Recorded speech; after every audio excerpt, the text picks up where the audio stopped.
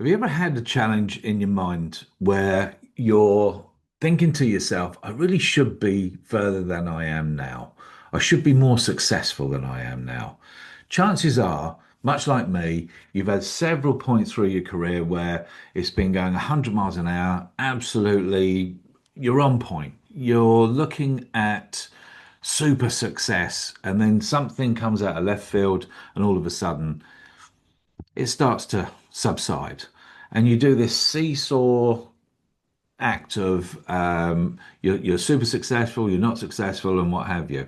Now, I've had this all through my career. I've been starting, building, and selling companies for the best part of 4 decades now.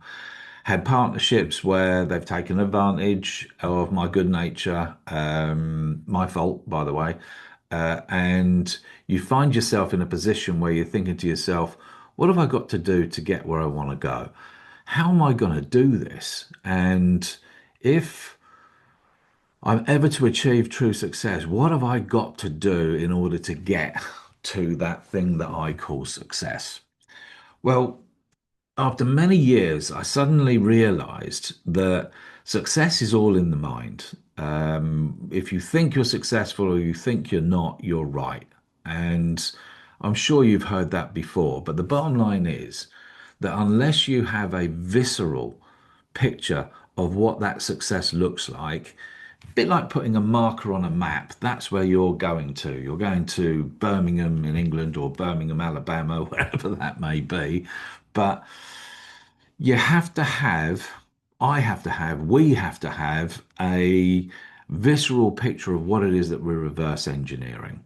And the reverse engineering is the point because most people are making it up as they're going along.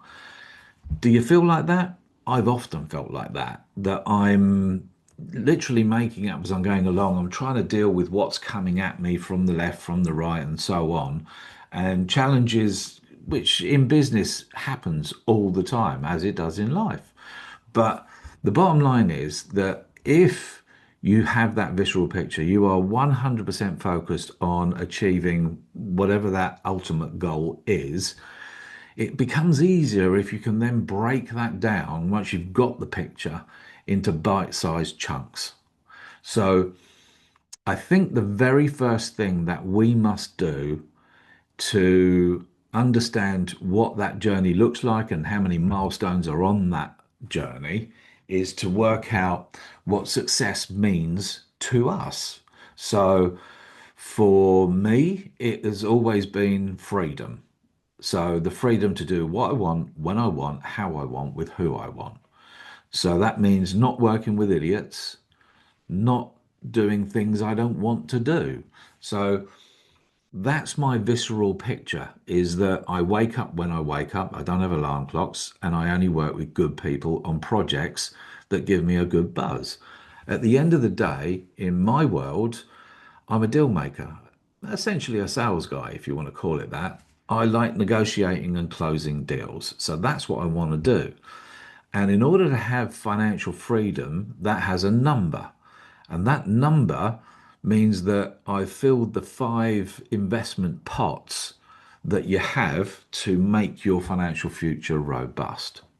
So the first thing I'm going to say to you is number one, you must have a visceral picture of what winning means to you.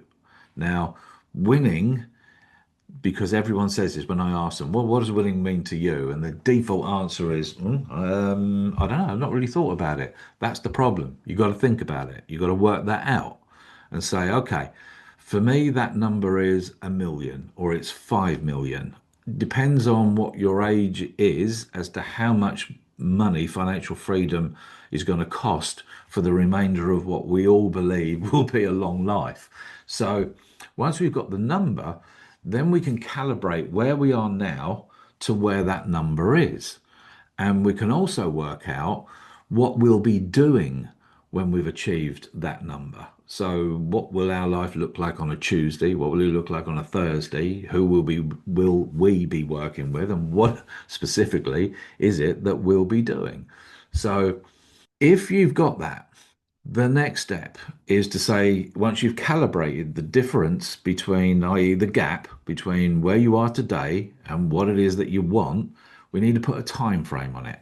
Because if we don't put a time frame on it, it just bleeds and we're forever trying to get to the next marker, but we're not absolutely clear on what that marker actually is.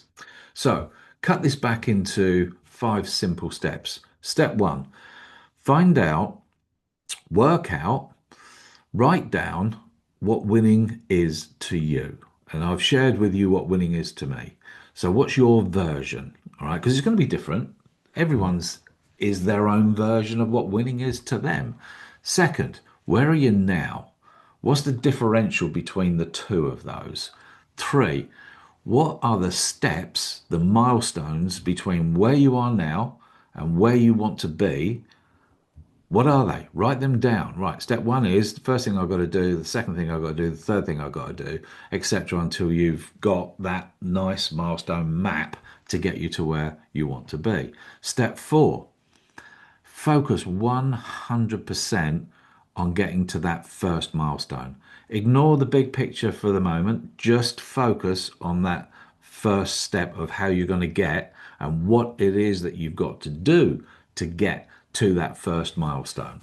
Once you've done that, step five, write all of that down.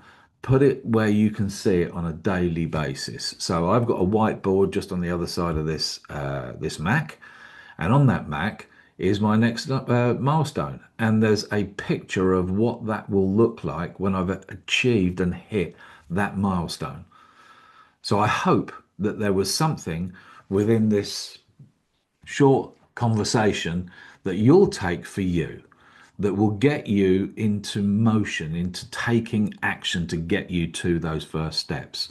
So, if you liked what you've heard, you'd like to find out a little bit more about some of the things that I share about achieving success in business, hit the subscribe button, follow, and I'll talk to you real soon.